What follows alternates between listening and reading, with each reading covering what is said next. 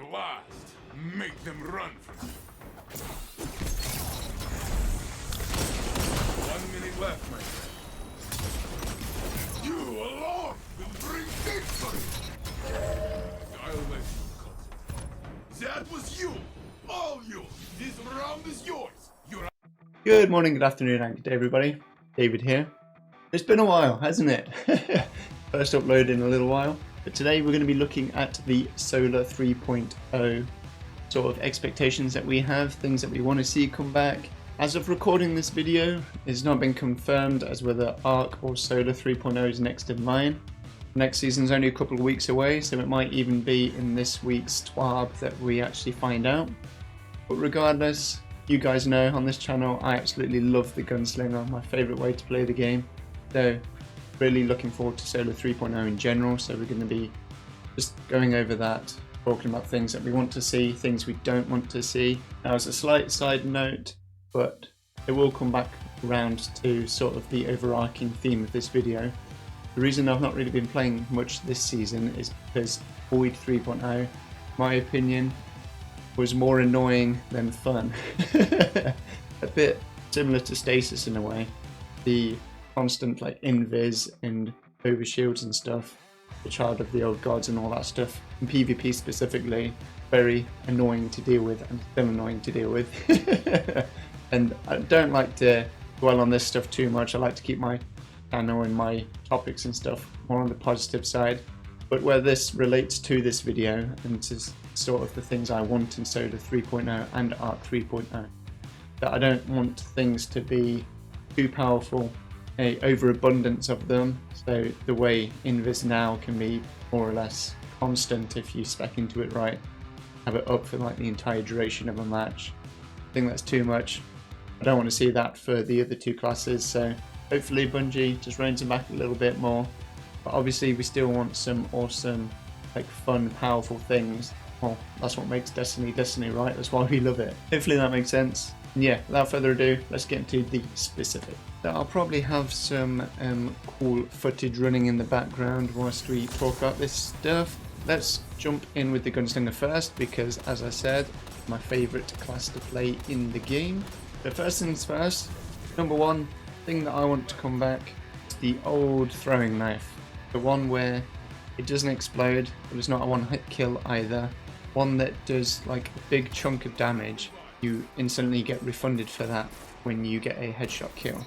In the interest of balance, I think this is better because the other two classes don't have any like one-hit kill sort of stuff at the minute. You could argue like scatter grenades if it's every like projectile hits and stuff, combined with the weaken effect and other things like that. However, that doesn't mean I want the one-hit kill throwing knife to go away, because I absolutely love this when you do pull it off. I think this needs to have a big cooldown, something like the flux grenade does at the minute for the Arc Strider, and you're not refunded for it either, so it's like a once every now and then sort of thing, every couple of minutes or whatever. Maybe even have other means of getting it back faster, so like the Arthurus's Embrace can maybe have a shorter cooldown for the weighted knife, so then you're spending your exotic to get your weighted knife back faster, things like that.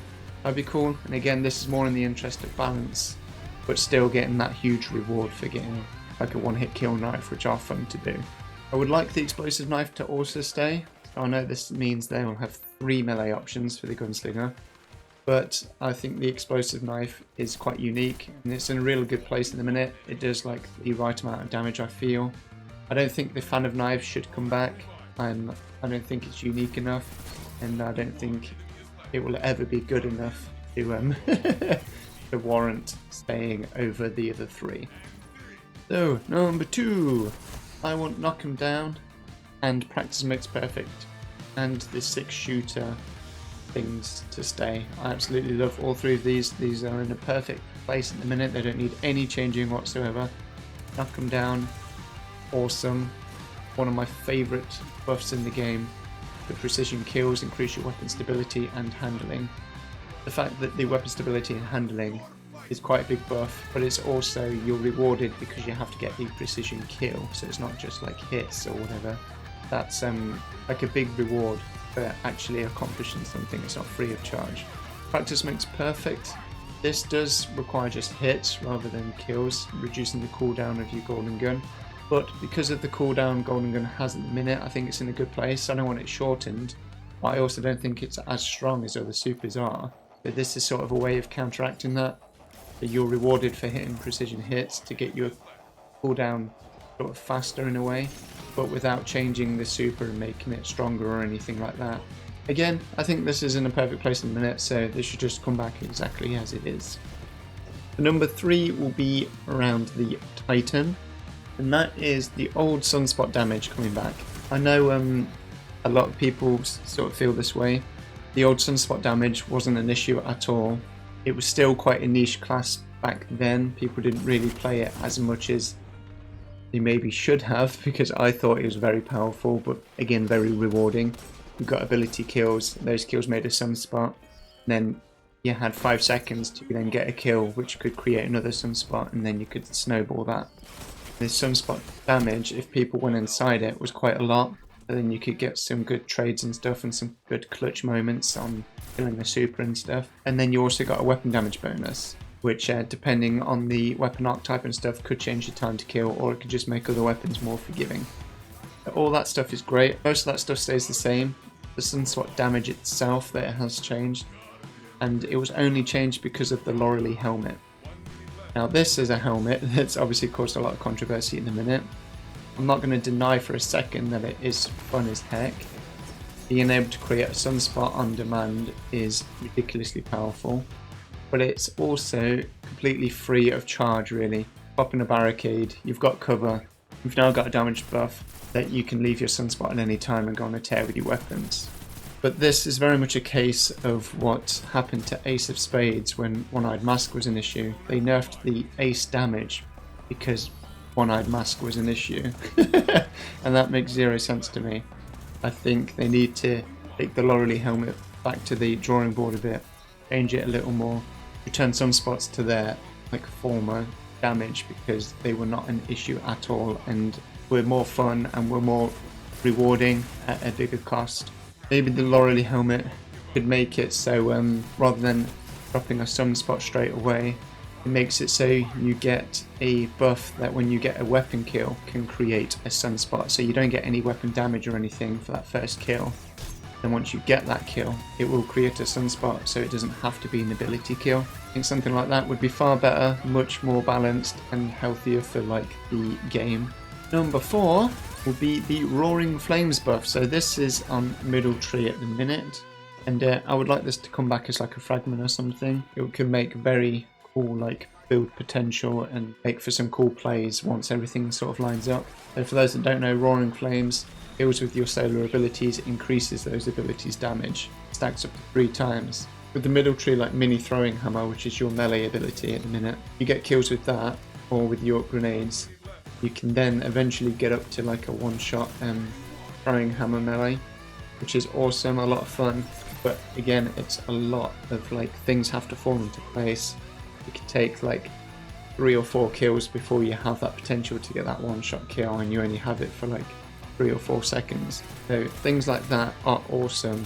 You get that fun, epic play potential, but there's a huge cost to it. A lot of build crafting into it. This could work across all classes as well, so then you could be rewarded for getting 2 back-to-back throwing knives or trip mine kills or whatever with the Gunslinger, and then you're rewarded for getting a one-shot trip mine or something after getting 3 kills in a row. But again, you have to get it within the next 3 seconds or something, so you'll need to build into it to be able to get your abilities back faster, and then your other things your recovery stats or whatever might take a hit. So I think the Roaring Flames buff is a really cool addition to the game. And one final thing as a returning sort of buff that's to do with the Titan is the Tempered Metal.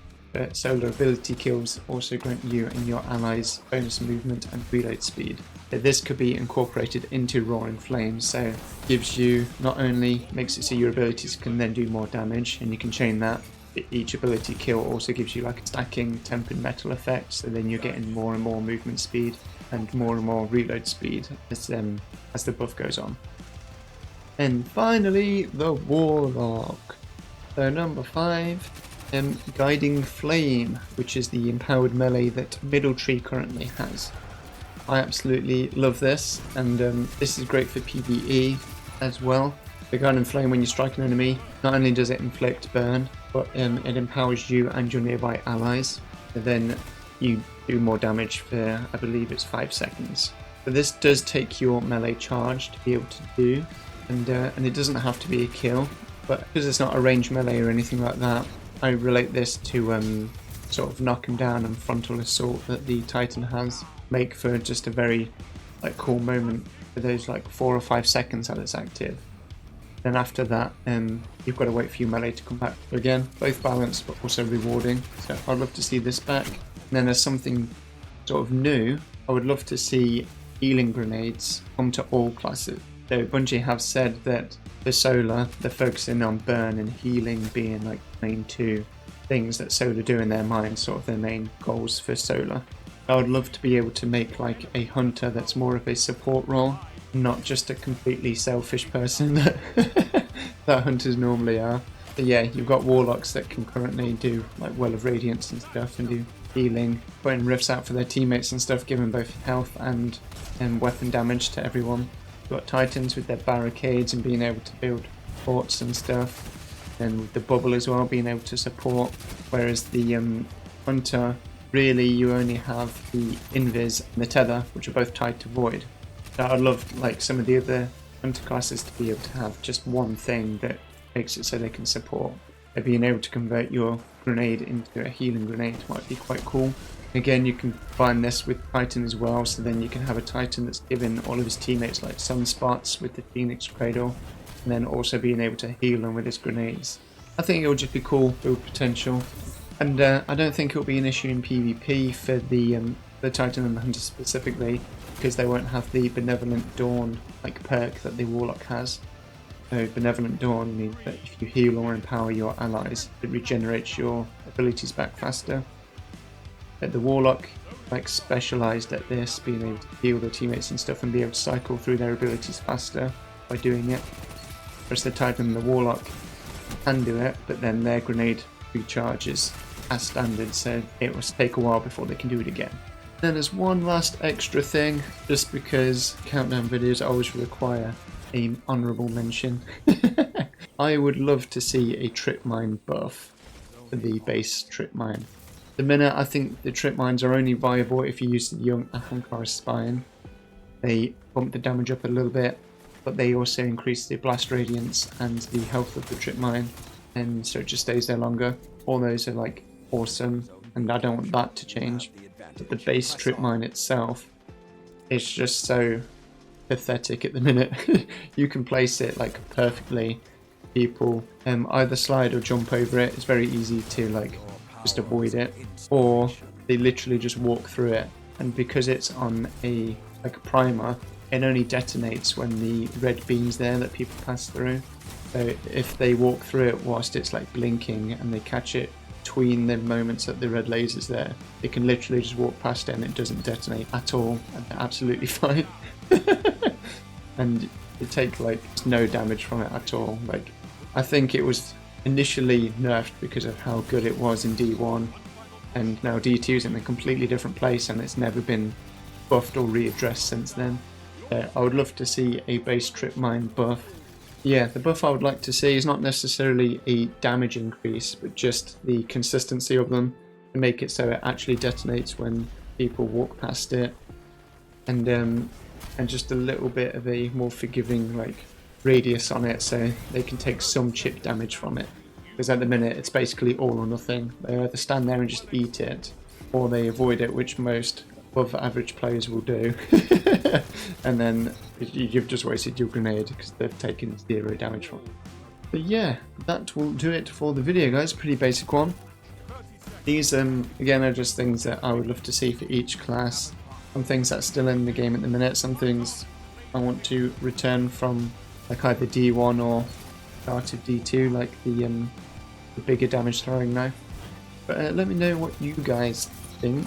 I'm totally looking forward to it. Taking a break this season has been quite cool, so I'll be ready and refreshed to dive straight in for whatever comes in the next couple of weeks. being able to build craft and stuff with these fragments and aspects is one of the best things in the game. So I'm definitely looking forward to that. Hopefully there won't be anything that's ridiculously OP and ruins the experience again, but we'll see. In the meantime, thank you so much for your time.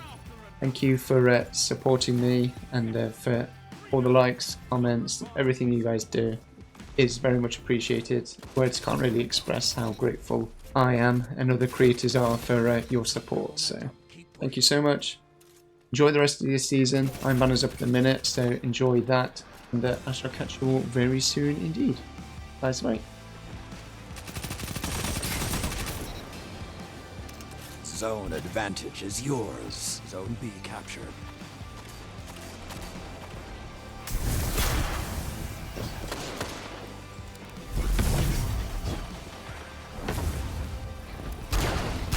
Zone B lost. A powerful state.